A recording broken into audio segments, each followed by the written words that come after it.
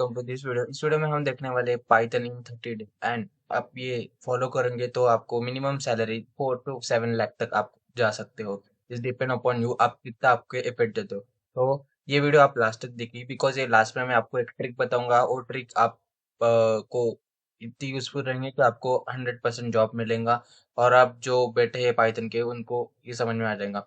हाँ, फ्रेशर के लिए है और बिगिनर के लिए अगर आपको पाइथन में एक्सपीरियंस होगा आप भी देख सकते हो। तो चलिए वीडियो में स्टार्ट करता हूँ। तो देखो, सबसे पहले आपको बताऊंगा वाई पाइथन। पाइथन क्या है? तो देखो, आपको ये बताऊंगा कि पाइथन क्या है। बेसिकली प्रोग्रामिंग लैंग्वेज है। इसका यूज करके हम जैसे कि कुछ वेब डेवलपमेंट जैसे वेबसाइट बना सकते हैं और data analysis, artificial agency and the more on means आप मशीन लर्निंग और बाकी की भी चीजें कर सकते हो। इवन आप एक वन सॉफ्टवेयर भी बना सकते हो इसका यूज करके। इस तरह से आप कर सकते हो। तो ये पाइथन पाइथन क्या है? देखो, बाकी के प्रोग्रामिंग लैंग्वेजेस है जैसे कि देखो, सी हो गया, जावा हो गया, सी प्लस हो गया, और भी बहुत कुछ है, रूबी है। आप बोलोगे कि इनको छोड़ के मैं पाइथन क्यों सीखूंगा? आपका प्रश्न वाई पाइथन? बिकॉज पाइथन बहुत यूजर फ्रेंडली। अगर आपको बेसिक नॉलेज होगा, नहीं होगा तो भी आप आराम से आप 1 to 2 वीक में आप सीख लोगे। और आपने थोड़ा बहुत इसमें फोकस किया पूरा महीना, तो मैं डेफिनेटली श्योर हूँ, बता सकता हूँ कि आप पाइथन में मास्टर हो जाओगे और पाइथन में परफेक्ट हो जाओगे। सिर्फ आपको आपके एफर्ट देने और आपको फोकस से देखना है। जो बिकॉज कैसे, आप जितना फोकस दोगे उतना आप परफेक्ट हो जाओगे। आपका फोकस नहीं रहेगा तो आप परफेक्ट नहीं होंगे। सबसे पहले मेन थिंग है, आपको पाइथन लर्न करना होगा तो सबसे पहले आपको फोकस देना पड़ेगा। तो फर्स्ट थिंग हो गया फोकस। और पाइथन बहुत यूजर फ्रेंडली है बिगिनर्स के। तो फर्स्ट पॉइंट हो गया। सेकंड पॉइंट मीन्स आपको अभी क्या करना है, वीकली पूरे में 30 डे का आपको स्केड्यूल करके दूंगा कि आपको वीकली किस तरह से लर्न करना है। तो सबसे पहले क्या है, देखो, फर्स्ट वीक में आपको क्या सीखना है? Basic syntax. मतलब आपका जो बेसिक सिंटैक्स है वो आपको सीखने हैं। मतलब पाइथन के बेसिक सिंटैक्स की पाइथन में किस तरह से लिखते हैं, किस तरह से प्रिंट करते हैं, क्योंकि हर एक प्रोग्रामिंग लैंग्वेज का कुछ चीजें कॉमन है जैसे कि डेटा टाइप्स, वेरिएबल्स, लूप्स, ये अ, सारे कॉमन रहते हैं। बट उसको सिंटैक्स अलग होता है। मतलब उसको आपको प्रेजेंट करने का तरीका अलग होता है। ये मैं आपको एक इजी वे में बता सकता हूँ। तो देखो, पाइथन का अलग होगा, वो आप सीख लो। लगे तो मैं आपको चाहिए होगा तो फ्यूचर में इस पे वीडियो भी लाऊंगा, बट अभी अब वो पॉइंट नहीं है। अभी पॉइंट क्या है, फर्स्ट वीक में क्या क्या सीखना है। तो फर्स्ट वीक में हमको सीखना है कि वेरिएबल्स क्या है, डेटा टाइप्स क्या है, लूप्स क्या है और कंडीशन स्टेटमेंट।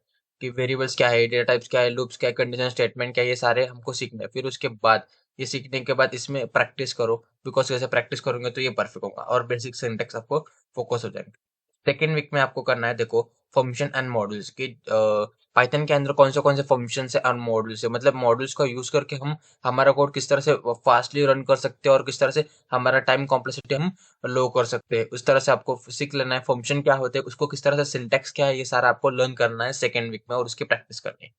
और थर्ड वीक में आपको क्या करना है, ऑब्जेक्ट ओरिएंटेड। मतलब देखो, कौन से भी आप प्रोग्रामिंग लैंग्वेज सीख लो, उसमें क्या होता है, ऑब्जेक्ट ओरिएंटेड प्रोग्रामिंग लैंग्वेज होती है। उसमें ऑब्जेक्ट ओरिएंटेड उप्स कंसेप्ट बहुत इंपॉर्टेंट होता है। बिकॉज इंटरव्यू में 100% उसमें क्वेश्चन आते ही आते हैं। तो आप उप्स कंसेप्ट सीख लो। उप्स क्या है, ऑब्जेक्ट ओरिएंटेड प्रोग्रामिंग क्या है, किस तरह से उसको सिंटैक्स क्या है, उस तरह से किस तरह से प्रेजेंट करते हो, वो सारा सीख लो। उसमें कौन से टॉपिक आते हैं, इनहेरिटेंस, पॉलीमॉर्फिज्म, इनकैप्सुलेशन। इनकैप्सुलेशन बहुत इंपॉर्टेंट पार्ट है। ये सारे ये तीनों आप सीख लो। ये होने के बाद आप इसमें परफेक्ट हो, इसमें आप प्रैक्टिस करो। बिकॉज आप जितना प्रैक्टिस करेंगे उतना आप परफेक्ट हो जाओगे। मैं बार बार बोल रहा हूँ, आप प्रैक्टिस करो। आपने प्रैक्टिस नहीं की तो आप आफ्टर 30 डे आप बोलोगे कि हमको तो जॉब नहीं मिला, बट आपने प्रैक्टिस ही नहीं की होंगी तो नहीं मिलेगा। ये हो गया।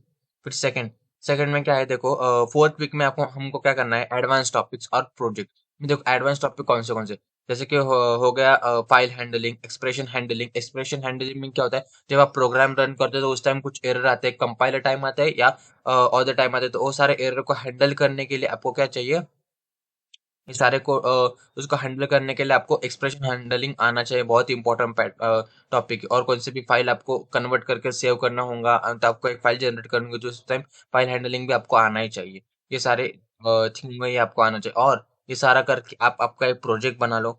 कि एक प्रोजेक्ट बनाने के बाद उसको आप क्या करो, आपके रिज्यूमे में मेंशन करो। प्रोजेक्ट छोटा मोटा कौन से भी बना लो, आपको नॉलेज है 30 डे का, आपने 30 लर्न किया है, तो आप एक कैलकुलेटर बना सकते हो, एक वेबसाइट बना सकते हो और इवन छोटे-मोटे प्रोजेक्ट बना सकते हो। इस तरह से 1-2 प्रोजेक्ट आप बना लो।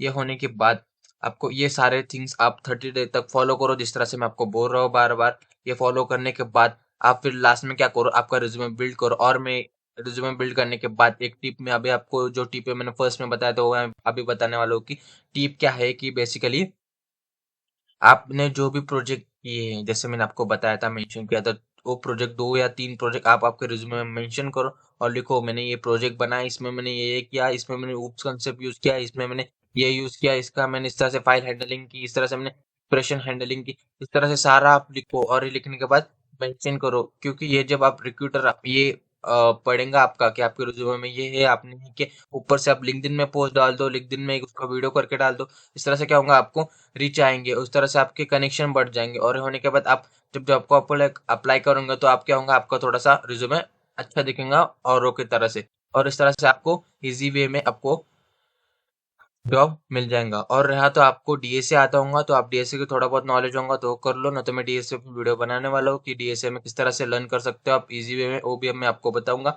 बट ये सारा कर लो और ये करने के बाद आप ट्राई तो करो, तो होगा तो ये होगा। रिज्यूमे बिल्ड करके आप अप्लाई कीजिए और उसके बाद अगर आप मेरे चैनल पे नए होंगे तो प्लीज़ लाइक शेयर और सब्सक्राइब कीजिए। Thank you.